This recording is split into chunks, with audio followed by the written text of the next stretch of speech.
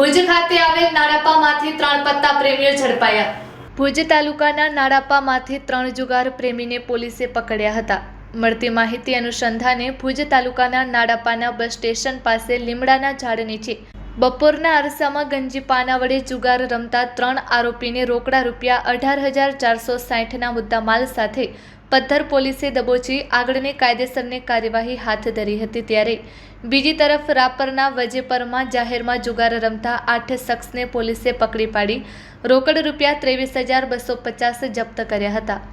પ્રાપ્ત થતી માહિતી અનુસંધાને વજેપર ગામના પાટિયા સામે આવેલ દુકાન આગળ ખુલ્લામાં દીવાબત્તીના અજવાળે અમુક શખ્સો હાર જીતનો ખેલ રમી રહ્યા હતા। તે દરમિયાન ગત મોડી રાત્રે પોલીસ ત્રાટકી હતી અને 8 શખ્સોને ઝડપી લેવાયા હતા। પકડાયેલા આ શખ્સો પાસેથી રોકડ રૂપિયા 23,250 તથા 7 મોબાઈલ એમ કુલ 54,250નો મુદ્દામાલ જપ્ત કરવામાં આવ્યો હતો।